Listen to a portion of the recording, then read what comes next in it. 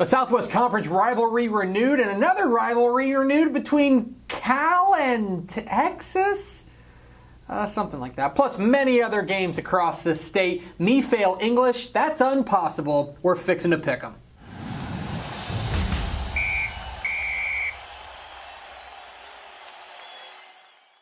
Welcome in to Fixin' to Pick'em, your guide to the Texas College football weekend. My name is Greg Tepper of TexasFootball.com. Thank you for tuning in. It's another big weekend of college football across the Lone Star State, and we start in the capital city. 6:30 p.m. Saturday night at DKR Texas Memorial Stadium in Austin. It's the Cal Golden Bears taking on the Texas Longhorns in a Pac-12 versus Big 12 showdown. What do we make of this one for the Longhorns? Well, number one, get Jared Goff out of his rhythm. The Cal quarterback Jared Goff has been fantastic this year so far, especially because he's completing 73% of his passes, one of the highest clips in the nation. It's going to be up to Dylan Haynes, Duke Thomas, and the Texas secondary, as well as the Texas front seven, to get him out of his rhythm, knock a couple passes down, make sure he doesn't string 1, 2, 7, 8 completions together. Otherwise, Texas is going to be in trouble. And number two, Texas's offensive line. I know I'm beating a dead horse here, but the Texas offensive line, I think, is a lot more indicative of how well the Texas offense is going to go than the quarterback is. Gerard Hurd looks like he's going to get the start back there. I think it's a lot more on that young offensive line to both open up holes for Jonathan Gray and protect Gerard Hurd in order to get this Texas offense moving. And number three, score a touchdown on defense. Malik Jefferson's fumble return for a touchdown was a big play for Texas against Rice last week. And it's the fifth time that Texas has scored a touchdown defensively that they've gone on to win the game. 5 times in a row that's happened. The last time they scored a defensive touchdown and lost was way back in 2012. I think if Texas is going to steal this game, and make no mistake, they're big-time underdogs. If they're going to steal this game, I think they need to get a big play defensively. Who am I picking? Give me the Cal Golden Bears. I think Jared Goff is going too well right now, and I have many questions about this Texas defense. This is a unit we expected to be one of the most dominant in the state, and so far it's just been okay. I think that Cal walks into Austin and gets a big win. Meanwhile, 6 p.m. Saturday at Razorback Stadium in Fayetteville, Arkansas, it's the Texas Tech Red Raiders taking on the suddenly reeling Arkansas Razorbacks. What do we make of this one for Texas Tech? Well, number one, sell out to stop the run. If you look at Toledo's game plan last week in upsetting Arkansas, it was definitely to slow down running back Alex Collins. And they did an excellent job of doing that. Now, Brandon Allen torched them, but it didn't matter. They ended up coming out with a win. I think that's what Tech needs to do. Their run defense has been very suspect so far, but I think it's up to Pete Robertson and Micah Alway to just sell out to stop the run. If Brandon Allen beats you, let him beat you, but you can't get beat on the ground. I think Toledo laid out the playbook for Texas Tech this week.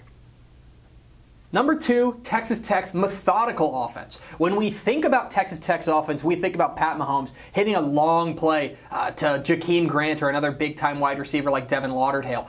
I think that this is a game where Texas Tech's got to hold on to the ball. Last week against UTEP, they had 8 drives of 6 or fewer plays. Now, they scored on those 8 drives, so that's pretty good. And nobody's telling Texas Tech to stop scoring, but that also led to UTEP having the ball for 40 minutes. If Tech's defense is out on the field for 40 minutes, there's no way they're coming out with a win. I think that Texas Tech's offense needs to be a little more methodical if they're going to come out of Fayetteville with a W. And number three, jump on the Razorbacks early. This is going to be a Razorbacks team that doesn't know which way is up after last week's upset loss at the hands of Toledo. I think that you look at last week, Toledo was up 6-0 at the end of the first quarter. They're up 9-7 at halftime. I think Tech needs to come out hot, hit them with a couple of big plays, make sure that you get an early lead, and then try to hang on from there. Who am I picking? Got to go with the Razorbacks. I still think they're the better team here. I'm a believer in that running game. And beyond that, I still have big-time questions about Texas Tech's defense. That said, I think Tech's going to put up some points. This could be a fun, high-scoring shootout, but I do like the Razorbacks to hold serve at home. Meanwhile, 7 p.m. Saturday night in Fort Worth's Amon G. Carter Stadium, it's the SMU Mustangs taking on the number 3 TCU Horned Frogs in the battle for the Iron Skillet. I think TCU wins this game, but remember, SMU has traditionally played very well against TCU in Fort Worth. I think this could be closer than a lot of people think, but I do like TCU to get the win. 2:30 p.m. Saturday afternoon in Stillwater, Oklahoma, UTSA's non-conference schedule of doom rolls on against number 25 Oklahoma State. I need to see more consistency from this UTSA offense before I'm willing to give them the benefit of the doubt in these big games. For now, give me Oklahoma State and Mason Rudolph. 11 a.m. Saturday at Kyle Field in College Station, the number 17 Texas A&M Aggies welcome in the Nevada Wolfpack. I think Texas A&M wins this game, and I think they dominate it. I think that they've got the two best pass rushers in the nation in Deshaun Hall and Myles Garrett, and I think that shows. Give me the Aggies big. Conference USA action in Denton, 1:30 p.m. Saturday at Apogee Stadium. Rice visits North Texas. I think Rice can take a lot of positives away from their loss at Texas last week. Meanwhile, North Texas was in shambles against SMU. I think it could be a very long year for the Mean Green. Give me the Owls. 6 p.m. Saturday in San Marcos, Southern Miss comes calling to Texas State. I think Robert Lowe, the running back for Texas State, is due for a big breakout game. Give me the Bobcats in a romp.